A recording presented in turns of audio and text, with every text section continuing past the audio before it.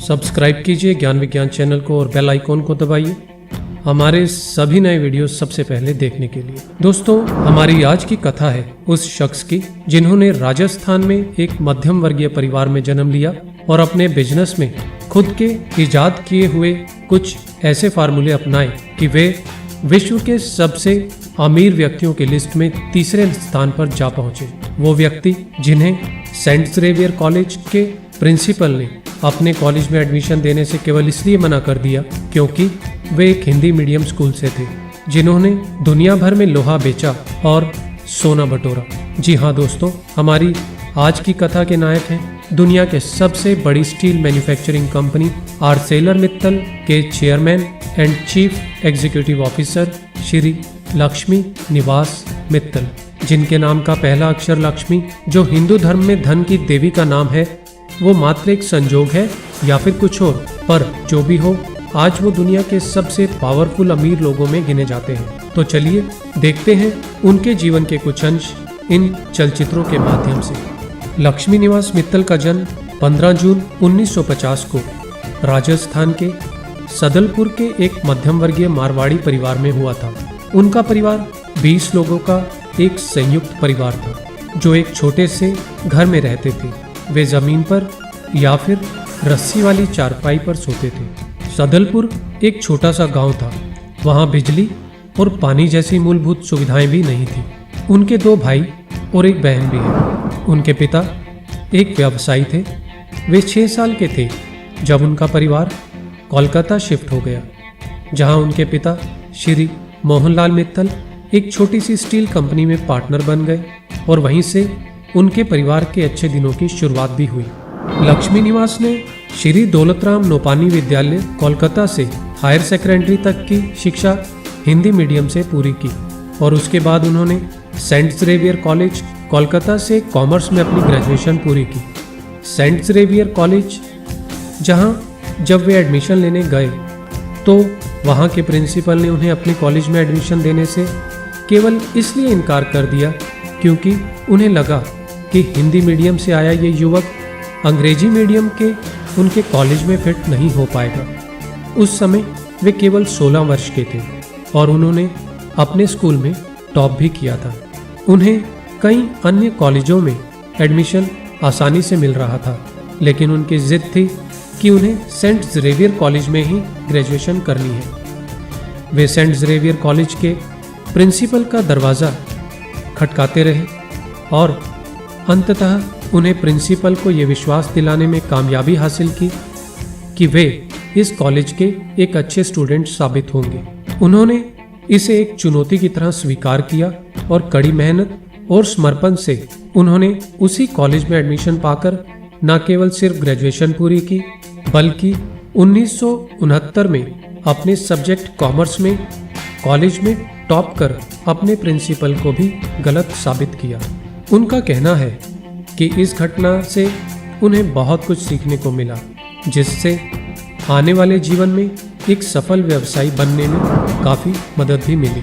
अपनी ग्रेजुएशन के दौरान वे अपने पिता की मदद के लिए दिन के कुछ घंटे उनके ऑफिस भी जाया करते थे। ग्रेजुएशन होने के बाद उन्होंने अपने पिता की स्टील मिल निप्पॉन डेनरो इस्पात में क्लर्क के रूप में अपने कार्य की शुरुआत की, जहां वे छोटे छोटे कार्यों को भी स्वयं करते थे। 1975 में जीवन में पहली बार वे अपने कुछ दोस्तों के साथ विदेश घूमने जा रहे थे और उन्होंने इस यात्रा के लिए इंडोनेशिया, सिंगापुर, हांगकांग और जापान जैसे कुछ देशों को चुना। तब उनके पिता ने उनसे कहा कि कुछ साल पहले स्टील मिल लगाने के इरादे से जकार्ता में जो ज़मीन उन्होंने खरीदी थी, वहाँ पर उनकी उम्मीद के मुताबिक कुछ खास विकास नहीं हुआ।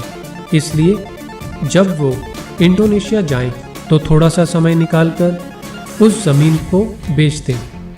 लेकिन जब लक्ष्मी मित्तल इंडोनेशिया पहुँचे तब उन्होंने उस ज़मीन की समस्या का अध्ययन किया और पाया कि इंडिया के मुकाबले इंडोनेशिया में लाइसेंस और निर्यात में काफ़ी कम परेशानियां थी और काम करने की स्वतंत्रता भी थी।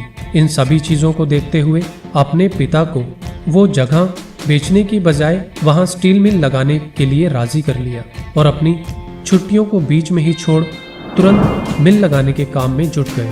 तब वे केवल 26 वर्ष के थे जब 1976 में उन्होंने इस्पात इंटरनेशनल के नाम से अपनी पहली अंतर्राष्ट्रीय कंपनी की स्थापना की। उन्होंने इंडोनेशिया में अपने पिता की जमीन पर एक नई मिल का निर्माण किया और उसे संचालित करने लगे। उन्होंने लगभग 14 साल अपने परिवार की कंपनी के लिए इंडोनेशिया में मिल चलाने में बिताए। उन्होंने महसूस किया कि एक स्टील कंपनी को शुरुआत से बनाकर चलाने के लिए कई वर्ष का समय लग जाता है और जीवन बहुत ही छोटा है। उनके जीवन में एक बड़ा मोड़ तब आया जब वर्ष 1989 में लक्ष्मी मित्तल ने ट्रिनिडाड कंपनी, जो कि घाटे में चल रही थी, का अधिग्रहण किया। इस कंपनी को खरीदने के लिए उनके पास इतनी अधिक पूंजी नहीं थी, इसलिए उन्होंने लीज कम बाय ऑप्शन का रास्ता चुना और पहले 5 साल इसे लीज पर चलाया और इसका नवीनीकरण कर इसके घाटे को मुनाफे में बदला और 5 साल के बाद इसे खरीद लिया। इसी दौरान उन्होंने 1992 में सिबाल्सा और 1994 में सिडबैक डॉस्को का भी अधिग्रहण कर लिया। 1994 तक लक्ष्मी मित्तल ये अच्छी तरह जान चुके थे कि विदेश में तरक्की की संभावनाएं बहुत अधिक हैं और वे विदेशों में अपने बिजनेस का और अधिक तेजी से विस्तार करना चाहते थे। लेकिन इसके विपरीत उनके पिता और भाइयों की रुचि भारत में ही व्यापार बढ़ाने की थी। इसलिए लक्ष्मी मित्तल को लगा कि कंपनी के विस्तार को लेकर उनके और उनके परिवार के बीच का वैचारिक मतभेद हमेशा ही बना रहेगा। इसी कारण से उनके और उनके भाइयों के बीच पारिवारिक व्यापार का विभाजन हो गया और विदेशों में फैला सारा व्यापार उनके हिस्से में आ गया। इसके तुरंत बाद 1995 में लक्ष्मी मित्तल अपनी पत्नी और 2 बच्चों के साथ लंदन में जाकर बस गए, जहां वे अभी भी रहते हैं। 1997 में उन्होंने अपनी कंपनी को स्टॉक एक्सचेंज में लिस्ट करवाया।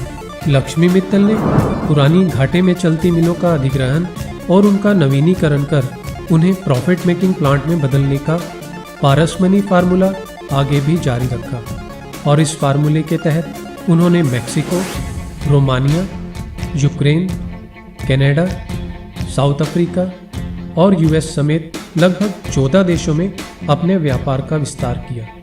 2004 में L&M होल्डिंग्स और इस्पात इंटरनेशनल का विलय कर मित्तल स्टील कंपनी की शुरुआत की। अक्टूबर 2004 में उनकी कंपनी का इंटरनेशनल स्टील ग्रुप में विलय हुआ, जो यूएस की 5 प्रमुख स्टील मिल्स का एक होल्डिंग ग्रुप था।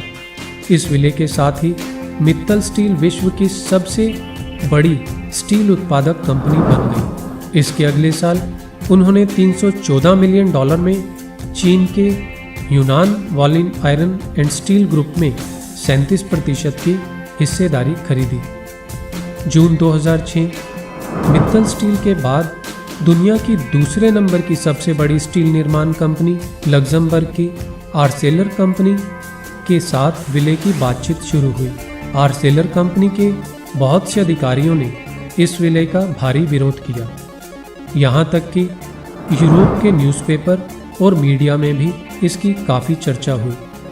मित्तल स्टील की टेकओवर बोली को खत्म करने के लिए आर्सेलर के कुछ अधिकारियों ने रूसी कंपनी के साथ समझौता करने की भी कोशिश की, लेकिन आर्सेलर के शेयरधारकों ने मित्तल स्टील के प्रॉफिटेबल रिकॉर्ड को देखते हुए उनकी कंपनी के पक्ष में अपना वोट दिया और इस सौदे के साथ उनकी कंपनी आर्सेलर मित्तल दुनिया की सबसे बड़ी इस्पात निर्माण कंपनी बन गई। स्टील निर्माण के अलावा आज उनकी कंपनी कोयला, बिजली और तेल जैसे अन्य क्षेत्रों में भी अपने व्यापार का विस्तार कर रही है। 2005 में लक्ष्मी मित्तल दुनिया के सबसे अमीर लोगों में तीसरे स्थान पर थे, लेकिन आज मई 2017 में दुनिया के सबसे अमीर लोगों में उनका स्थान 56वें नंबर पर है, लेकिन आज भी उनकी नेटवर्थ 1 लाख करोड़ रुपए से भी ज्यादा है। आज उनका व्यापार 14 देशों में फैला हुआ है